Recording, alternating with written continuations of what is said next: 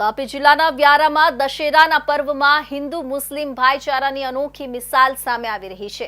વ્યારામાં રહેતા એક મુસ્લિમ બિરાદર દ્વારા રાવણના પૂતળાની બનાવટ દરમિયાન નિર્મૂલ્ય સેવા આપી રહ્યો છે અને આ તહેવારમાં સહભાગી થઈને કોમી એકતાની મિસાલ પૂરી પાડી રહ્યું છે। ઉત્તર ભારતીય સમાજ દ્વારા તાપી જિલ્લાના વ્યારા ખાતે છેલ્લા 10 વર્ષથી રાવણનું પૂતળું જાતે બનાવવામાં આવ્યું છે। લગભગ 40 થી 50 ફૂટ ઊંચા આ પૂતળાની બનાવટમાં સમાજના યુવાનો સહિત મુસ્લિમ સમાજના ઈસમ દ્વારા પણ તેમાં મદદ કરવામાં આવી છે।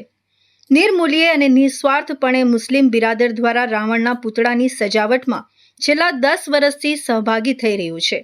સાથે રાવણના પૂતળા દહનના કાર્યક્રમ દરમિયાન પૂરા સહકાર આપી હિન્દુ મુસ્લિમ એકતાની મિસાલ આ યુવાનો આપી રહ્યા છે। અને અમારા પ્રમુખશ્રીની આગેવાનીમાં વર્ષો 20 વર્ષથી અમે શ્રી રામજીની શોભાયાત્રા તેમાં રાવણ દહન કાર્યક્રમ કરીએ છીએ। દર વર્ષથી જેમ આ વર્ષે પણ અમે શ્રી રામજીની શોભાયાત્રા અને રાવણ દહનનો કાર્યક્રમ રાખેલ છે। અમારી શોભાયાત્રા બપોરના 3 વાગે સ્ટેશન પરથી નીકળી વ્યારા બજારમાં ફરી અને સાંજે 7 કલાકે અમે રાવણ દહનનો કાર્ય કરશું। ને હું છેલ્લા 10-12 વર્ષથી ઉત્તર ભારતીય સમાજ સાથે સંકળાયેલો છું। એ લોકો રાવણ દહનનો કાર્યક્રમ કરે છે, એની અંદર 10-12 વર્ષથી સેવા આપું છું।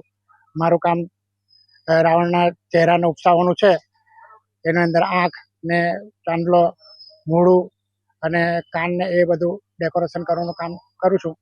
ઉત્સાહભેર ભાગ લઉં છું અને 10-12 વર્ષથી વિનામૂલ્યે સેવા આપું છું। વ્યારા શહેરમાં રાવણના પૂતળા બનાવવાની પરંપરા હિન્દુ અને મુસ્લિમ યુવકોના સહયોગથી 10 વર્ષથી ચાલુ છે।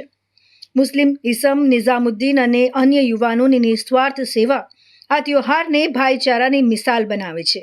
હિન્દુ મુસ્લિમ એકતા દર્શાવતા આવા પ્રયાસો સ્થાનિકો અને સમાજ માટે પ્રેરણાદાયી સાબિત થઈ રહ્યા છે। આયોજક વિનોદ મિશ્રા આ યુવાનોને અભિનંદન પાઠવે છે અને આ પરંપરાને આગળ પણ જળવાઈ રહે તેવી આશા વ્યક્ત કરે છે।